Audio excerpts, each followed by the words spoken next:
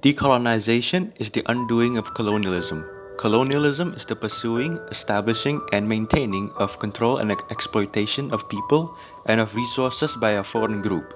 In the aftermath of World War II, with victory in Europe and Asia over the Axis, the old European empires, weakened significantly as they are by the war and now reliant on the US to prevent bankruptcy, began to realize that they are no longer the hegemons of the world, especially after 1956, and can no longer hold on to their old colonies as the new ideological global order between the United States and the Soviet Union, with their ideas of American style capitalism and Soviet communism, who have very little interest in maintaining the old colonial order and wish to establish their own world order upon the others.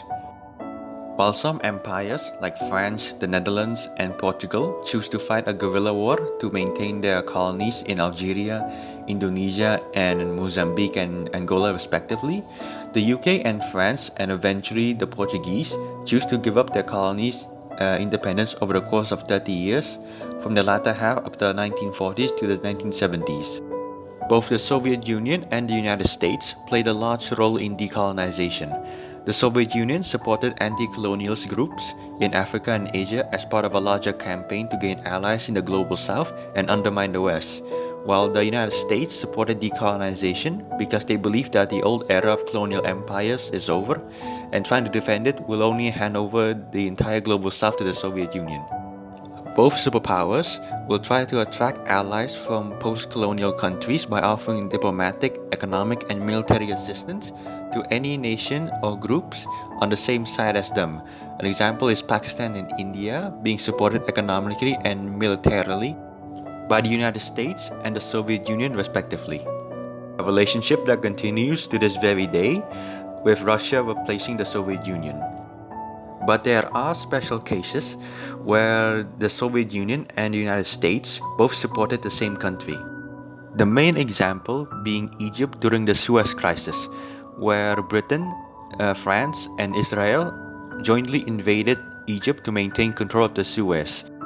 During decolonization, several leaders would emerge that will become the face of decolonization, one of them being Sukarno in Indonesia that declared independence from Netherlands in 1945 and would rule Indonesia until 1967. Gandhi in India led a campaign of non-violent resistance that eventually helped gain Indian independence in 1947, but he was unfortunately assassinated by Hindu nationalists in 1948.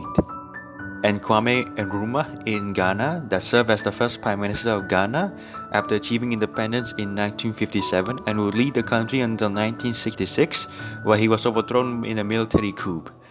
The next is decolonization process in several regions like Asia, Africa, and Latin America and the Caribbean. So Asia.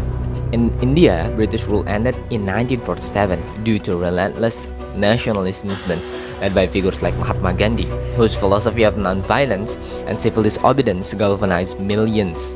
The economic strain on Britain post-World War II accelerated their withdrawal. In Vietnam, decolonization was marked by conflict.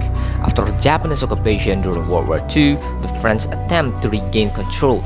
The Vietnamese, led by Ho Chi Minh, and the Viet Minh fought the French in the First Indochina War, culminating in their victory at Dien Bien Phu in 1954, leading to independence. In Indonesia, Dutch colonial rule ended after the Japanese occupation weakened European control. Nationalists like Sukarno declared independence in 1945. And despite Dutch resistance, a combination of armed struggle and international pressure led to recognition of independence in 1949. And the next is Africa. In Ghana, Kwame Nkrumah leadership and widespread peaceful resistance forced Britain to grant independence in 1957, making Ghana the first sub-Saharan African country to break free. In Kenya, the struggle was more violent, exemplified by the Mau Mau uprising against British settlers. Years of conflict and nationalist pressure led to independence in 1963 under Jomo Kenyatta. In Algeria, decolonization was brutal. The Algerian War of Independence saw massive violence between French forces and the FLN, or National Liberation Front. The war stalled and international condemnation forced France to grant independence in 1962. And the last is Latin America and the Caribbean. Although most of Latin America achieved independence in the 19th century, the mid-20th century saw a new wave of anti-colonial struggles, especially in the Caribbean. Countries like Jamaica and Trinidad and Tobago gained independence from Britain in the 1960s, driven by nationalist movements and global decolonization momentum. Across Latin America, colonial influence gave way to neo-colonial economic challenges, leading to struggles against external dominance and internal inequality. So the main causes of decolonization is the first is World War II. It weakened colonial powers, and the next is the rise of nationalism, the rise of people's awareness about nationalism, and the last is the global support by UN and US and also USSR. The impact and consequences of decolonization. So, decolonization changed the world in a big way. So, here's the thing, when countries in Asia and Africa gained independence, suddenly a lot of new countries appeared on the world map. Imagine them as an innocent child suddenly thrown into the adult world and told to survive. That is why decolonization had a huge impact, ranging from politics and economics to the colonial legacy that is hard to shake off. Let me break it for you so you can get the picture. In the politics and geopolitics, firstly, after gaining independence, these countries were confused about their position in the international arena. Many of them didn't want to be followers of big powers like the United States or the Soviet Union. So they created what is known as a non-allied movement. It was like a gang. Like they don't want to get involved in the Cold War. They want to determine their own path. For example, Indonesia, India, and Egypt became pioneers of the non-allied movement, which aimed to maintain the independence and unity of newly independent nations. However, many of these countries struggled to build political stability domestically. Tribal conflicts, power struggles, and a lack of experience made many nations prone to coups. Economic and development, and then economic problems were no less complicated. When they became independent, it was like inheriting an old house that about to collapse.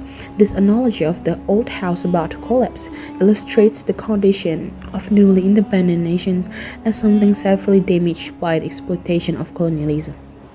As a result, they often had to borrow money from wealthy nations or international institutions, trapping them in a massive debt.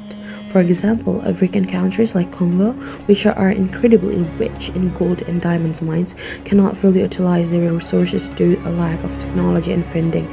Consequently, they end up exporting raw materials, making their economies heavily dependent on global market price. If price drops, their economies collapse. In colonial legacy, lastly, the long-term effects of colonialism are still deeply felt. For instance, take the border of African country. In the past, colonizers drew boundaries carelessly, ignoring the ethnic or tribal divisions within. As a result, after independence, many ethnic conflicts erupted. One of the most notable examples is Nigeria, where the Hausa, Yoruba, and Igbo ethnic groups often clash over power struggles. Corruption is another major issue, with many officials more focused on enriching themselves than serving the people. This political instability makes it incredibly difficult for the new nations to progress.